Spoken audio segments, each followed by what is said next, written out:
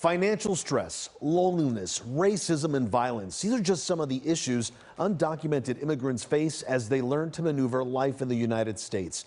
But one local clinic is focused on providing culturally sensitive care. In today's edition of Mental Health Monday, we go inside Clinica Romero and found even the doctors are haunted by personal trauma.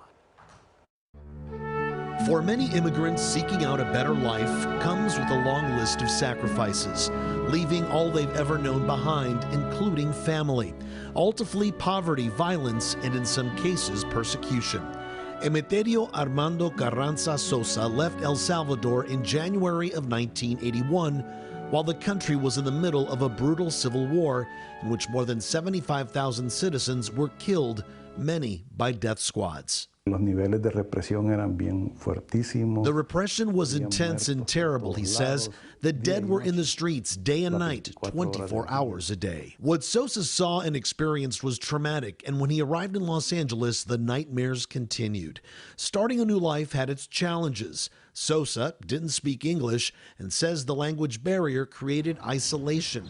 Sosa suffered from terrible anxiety and couldn't sleep. Y obviamente, pues, bastante deprimido, ¿no? I also had to deal with depression, he says. We left hell because of the war, but we left family behind. 6 months after he arrived, he got a job in a shoe factory. With little experience, he said his hand was caught in a machine press and he lost several fingers. After suffering in silence for too long, Sosa went for help, and he found it at Clinica Romero in downtown Los Angeles. No fue hasta que empecé a venir a la clínica que me enteré. It wasn't until I came to the clinic, he says, that I learned help was available. In El Salvador, I never heard of the need for mental health or therapy. Carlos Vaquerano is the CEO of Clinica Romero. You know, the whole issue of violence because of the gang members or the cartel in Mexico.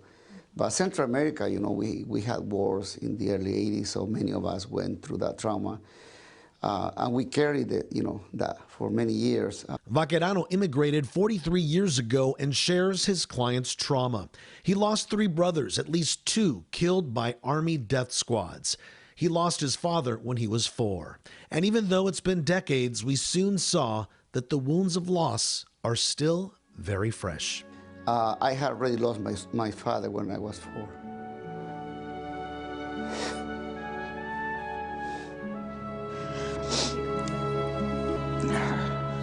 A lot of our community only do it when they're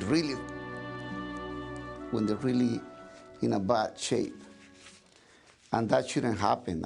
Part of the hesitance of seeking help is the stigma that comes with admitting there is an issue.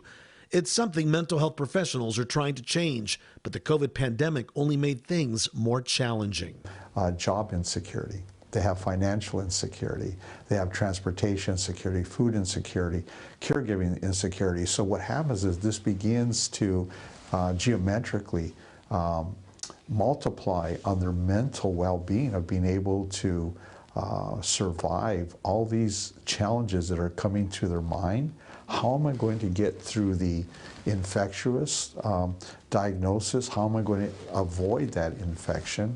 Garcia says a lot of work still needs to be done to reach the community about the benefits of mental health care. I mean, it's very challenging, understanding that we have not had enough education, and how do we advise our patients with regards to their mental brain health. For Sosa, though, he says it took 3 years, but things finally started to get better once he went to therapy. Desconocida para nosotros, pues, in life, we all have problems, he says. That's normal, and the stigma of seeking mental health has been minimized.